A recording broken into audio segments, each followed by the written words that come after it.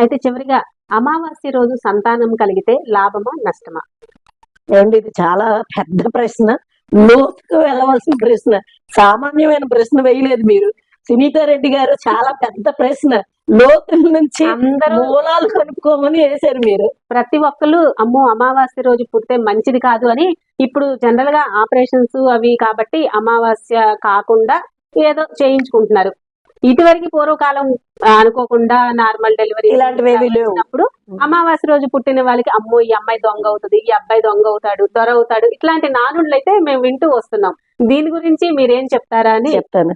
అయితే ఏంటంటే, అమావాస్య రోజు పుట్టిన వాళ్ళు దొరైనా అవ్వచ్చు, దొంగ అయినా అవ్వచ్చు అని ఒక సామెత పూర్వం నుంచి మనకి ముద్ర పడిపోయింది. అది వ్యక్తిగత అభిప్రాయాలు నమ్మకమేనండి. నిజంగా అదేమీ లేదండి. ఎందుకంటే అమావాస్య రోజు పుట్టిన వాళ్ళు ఎన్నో ఘన విజయాలు సాధించిన స్త్రీమూర్తులు ఉన్నారు, పురుషులు ఉన్నారు, ఎంతో మంది ఉన్నారు. ఒక్క తిథిని ఒకటే మనం పరిగణలోకి తీసుకుని వీడు దొంగ అవుతాడని మనం చెప్పలేము. అది కరెక్ట్ కూడా కాదు. వ్యక్తిగత కర్మని బట్టి, వ్యక్తిగత జాతకాన్ని బట్టి, వ్యక్తిగతంగా వాడి యొక్క జాతకాన్ని పరిశీలించి మనం వీడి భవిష్యత్తు ఎలా ఉంటుందో అని చెప్పగలం. అంతేగాని అమావాస్య రోజు పుట్టిన వాళ్ళు దొరైనా అవుతారు, దొంగైనా అవుతారని చెప్పడం చాలా పెద్ద తప్పు అది. అయితే శ్రీకృష్ణ పరమాత్మ అర్ధరాత్రి చీకటి సమయంలో పుట్టారు, సృష్టికి కర్త అయిన. మరి దాన్ని ఏమనాలి మనం?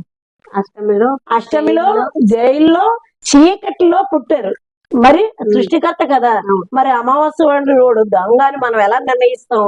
అది తప్పు మాట అండి, అలా అనుకోకూడదు.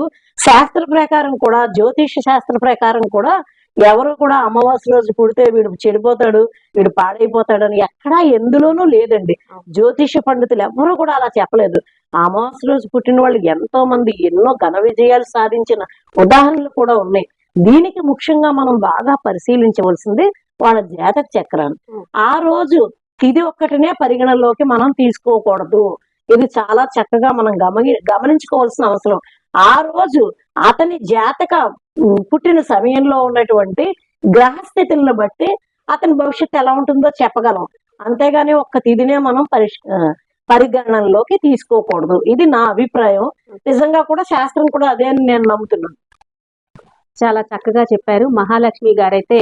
మనం కార్తీక మాసం విశిష్టత గురించి అడిగి తెలుసుకున్నాం. ఎన్నో అనుమానాలైతే ఈ రోజు మనం తెలుసుకోగలిగాము. నమస్తే అండి, చాలా సంతోషం.